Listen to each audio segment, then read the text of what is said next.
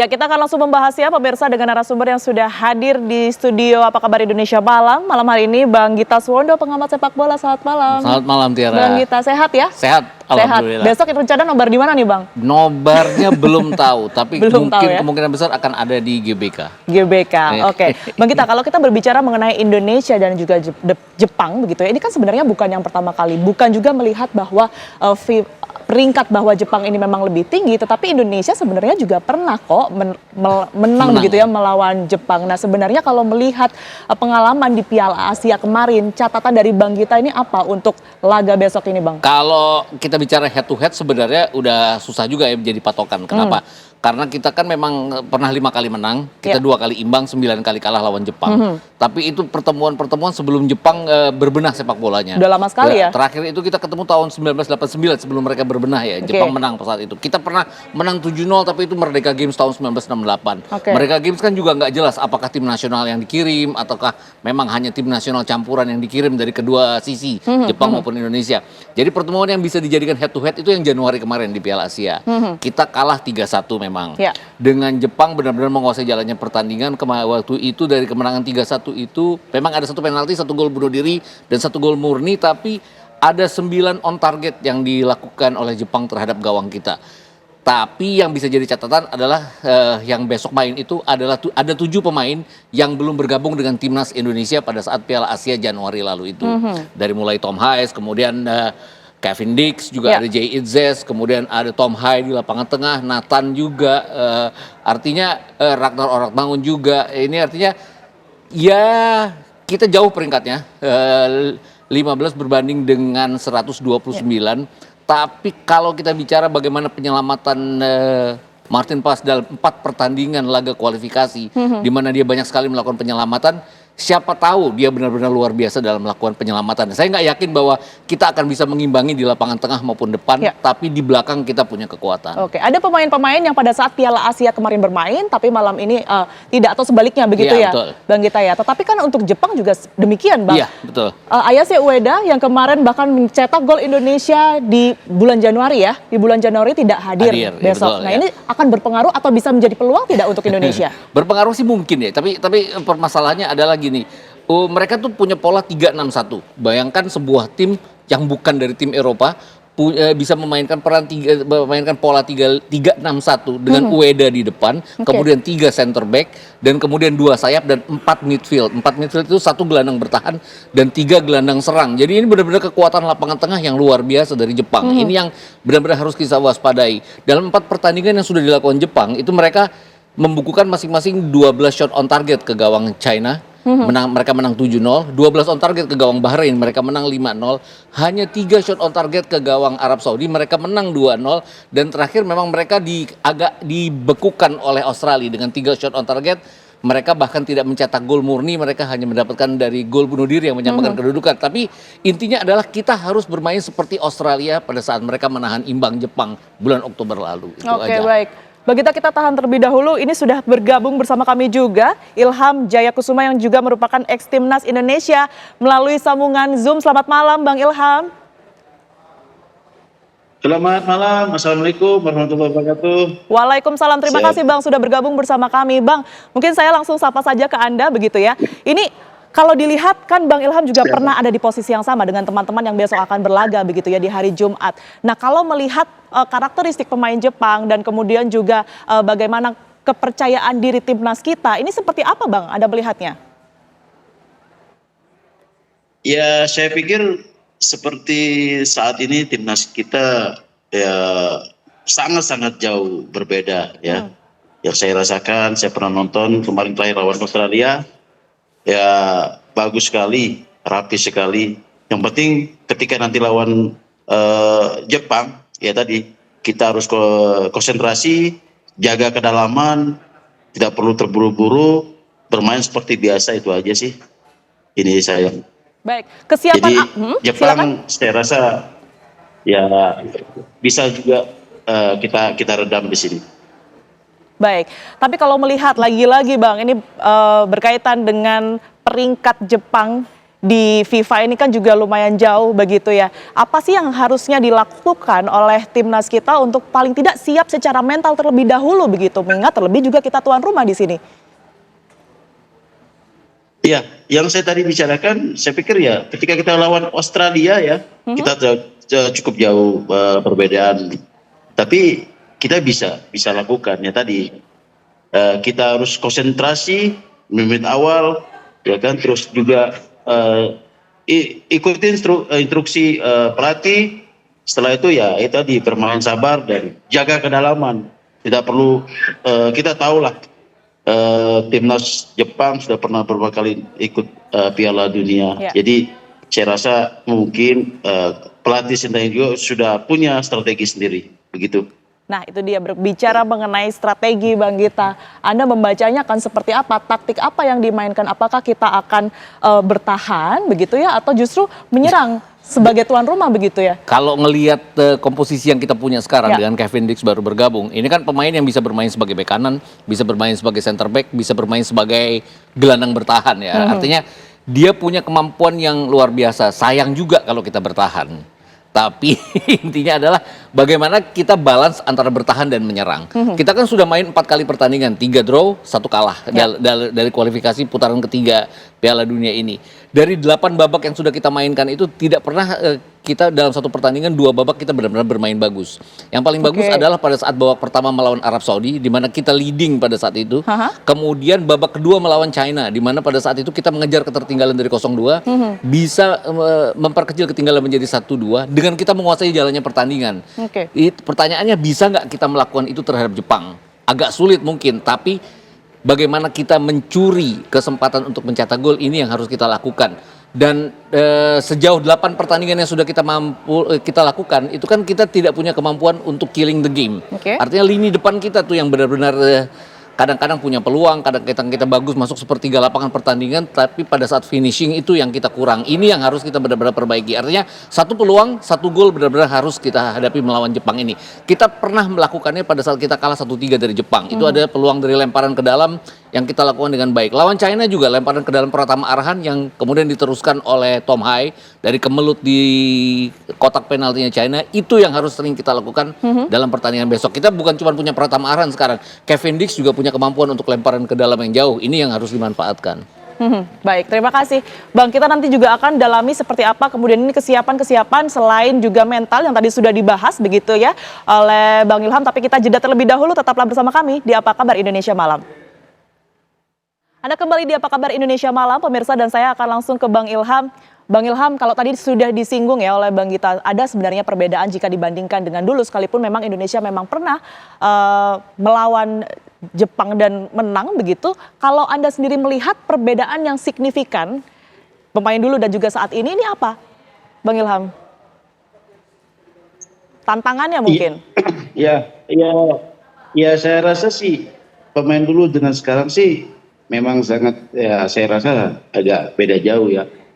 Yang saya rasa sekarang memang pemain-pemain timnas sekarang usia muda, terus memang bermain di luar Indonesia itu satu keuntungan buat mereka, ya kan. Jadi saya rasa mental yang nanti berbicara ketika nanti berhadapan dengan Jepang. Jadi saya rasa faktor tuan rumah juga bisa, mudah-mudahan bisa memberikan terbaik buat timnas sendiri, itu aja sih.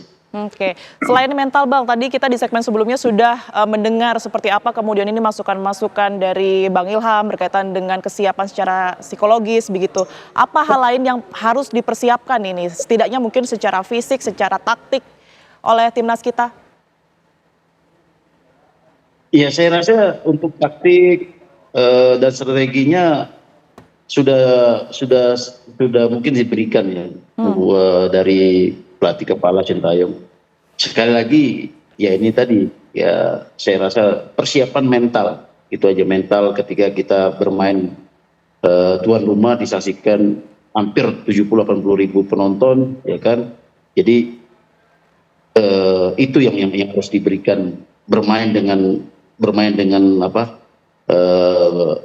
kerja keras, ngotot, terus ya jangan sampai kesalahan-kesalahan error man yang pasing-pasing, yang dasar-dasar yang tidak perlu terjadi. ketika lawan Australia itu aja sih.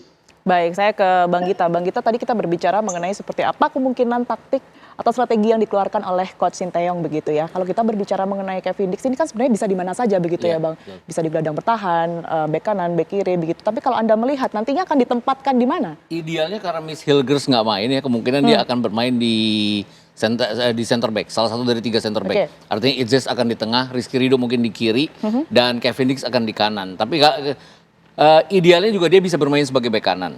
Ini karena center back, kenapa? Karena tidak ada Miss Hilgers. Nah, mungkin bek kanannya akan jadi milik Jakob Sayuri ya. Tapi intinya adalah kemampuan dari Kevin Dix untuk maju ke depan dan cetak gol.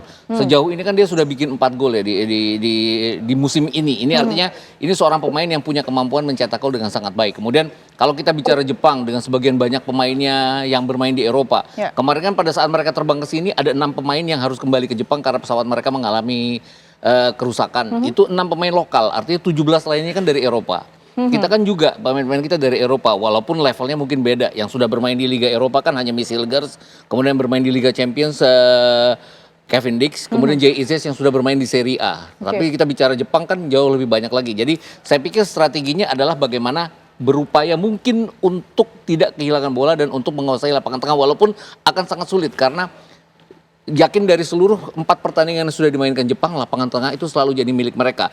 Tapi kalau saya lihat dari catatan statistik, ada satu bukan cacat ya sebenarnya, agak kekurangan Jepang adalah mereka sering melakukan pelanggaran. Mereka 20 kali melakukan pelanggaran pada saat melawan China, tapi tidak ada satu kartu kuning pun. Artinya pelanggaran itu benar-benar soft, punya disiplin untuk tidak melakukan pelanggaran yang kedua. Juga pada saat melawan Bahrain, mereka ada 12 kali pelanggaran, jauh lebih banyak dari Bahrain. Melawan Arab Saudi juga, dan terakhir melawan Australia juga. Tapi mereka benar-benar disiplin pada saat telah melakukan pelanggaran, mereka disiplin kembali untuk bermain seperti biasa. Ini yang harus kita manfaatkan, pelanggaran mereka sebanyak mungkin untuk agak merusak permainan mereka. Mungkin agak riskan, tapi itu saya rasa strategi yang mungkin bisa berhasil kalau kita ingin mengimbangi Jepang Salah di satu lapangan strategi tengah. ya. Oke, tadi sudah disinggung juga bahwa ada nama-nama yang mungkin diprediksi akan bisa menggantikan Miss Hilgers gitu ya. Tapi kalau dilihat ketidakhadiran dari Miss Hilgers sendiri ini berpengaruh tidak sih? Sisi lain, Miss Hilgers waktu melawan China kan agak cedera juga dia ya. Jadi dia tidak dalam permainan terbaiknya, kemudian dia diganti di babak kedua. Tapi melawan Bahrain dia luar biasa. Ini artinya mungkin ada kekurangan kita, ada ketimpangan kita pada saat tidak ada Hilgers. Tapi adanya Kevin Dix juga akan memperbaiki itu. Kemudian kita masih punya Hubner pada saat plannya tidak jalan. Salah satu dari Rizky Ridho, Jay Itzes ataupun Kevin Dix bisa diganti dengan Hubner. Walaupun riskan ya kalau melihat emosinya Hubner pada saat pertandingan memasuki masa-masa krusial ini yang sering dia tidak bisa tahan emosi. Itu yang harus dia tahan jadinya. Jadi gantinya Hilgers nanti kemungkinan besar akan siapa Bang? Karena Kevin tadi kan Dix sudah kayaknya ya. Kevin Dix ya. Rizky Ridho? Rizky Ridho akan di kiri, Jay Itzes akan di center back tengah.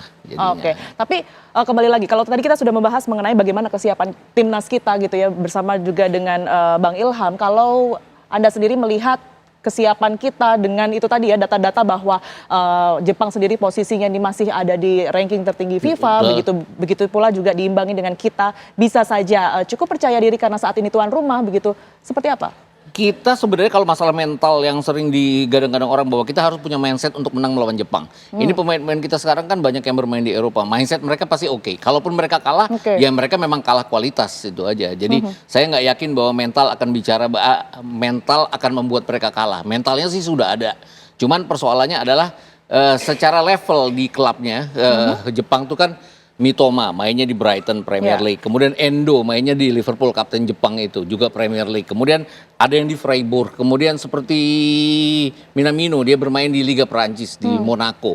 Jadi ini pemain-pemain yang sudah biasa bermain di level tertinggi kompetisi di Eropa. Sedangkan pemain-pemain Eropa kita kan levelnya agak di bawah mereka. Ini yang mungkin secara kualitas kita kalah dari Jepang. Itu tadi yang saya bilang. Secara mental kita pasti oke dengan tim yang kita miliki sekarang. Tapi secara kualitas ya kita memang ada di bawah Jepang. Untuk formasinya seperti apa? 3-4-3 sih saya tetap bilang ya. 3-4-3 lawan 3-6-1. Nah, 6-nya Jepang ini yang benar-benar harus kita waspadai. Kenapa itu Bang? Karena ini banyak sekali kemampuan Jepang untuk balance antara menyerang dan bertahan ini yang luar biasa. Kemudian mereka kan sepanjang 4 pertandingan baru kebobolan 1 kali. Mungkin mereka banyak sekali melakukan counter attack. Dari jumlah 15 gol yang sudah mereka lakukan, itu 9 diantaranya counter attack. Jadi lebih dari setengahnya counter attack. Tapi itu artinya adalah sisi pertahanan mereka yang luar biasa. 3 back sejajar mereka ini, 3 center back sejajar mereka ini sangat luar biasa. Ini yang harus kita bongkar. Nah, 4 pertandingan sebelumnya kita kesulitan juga membongkar pertahanan lawan, terutama pada saat kita di kandang terakhir melawan Australia. Kita 0-0 dengan kita hampir sepanjang 90 menit bertahan. Ini yang saya lihat agak sulit juga untuk kita bisa mengimbangi Jepang. Tapi siapa tahu dengan penyelamatan yang dilakukan oleh Pais selama ini akan membawa perubahan bagi permainan kita. Oke, kita ke Bang Ilham. Bang Ilham, kalau Anda melihat peluang kita, peluang timnas begitu ya untuk menang di laga besok ini seperti apa, Bang Ilham? Saya rasa ya memang cukup berat juga sih, ya kan? Apalagi yang dikatakan Bung tadi betul sekali. Ya sekali lagi saya bicara, walaupun memang kita bermain pertandingan di tuan rumah, ya kan lawannya juga Jepang, ya tadi saya bilang, ya memang mental itu berbicara juga, walaupun yang dia bermain di Eropa, kerjakan kita bermain di mana, walaupun Eropa tingkatnya ini, tapi kan secara harus besar kan di dalam itu kan analis pendukung saja, teman di lapangan beda biasanya. Yang saya rasakan begitu ya, saya sebagai pemain. Jadi ketika memang lawan kita di atas, ya kita punya ambisi, maksudnya punya ambisi untuk memenangkan, apalagi dengan di tuan rumah. Tapi ya sekali lagi faktor di lapangan yang menentukan. Itu Mbak. Prediksi skor berapa nih Bang Ilham? Ya. Prediksi skor untuk besok? Gimana? Prediksi skor? Ya, saya rasa 0-0 cukup buat Indonesia. Oke. Bang Gita sendiri seperti apa? Asal bermain.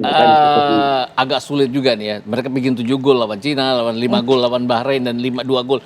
Away mereka 2 kali menang. Lawan Arab Saudi terutama ya 2-0 dari 3 percobaan yang mereka lakukan.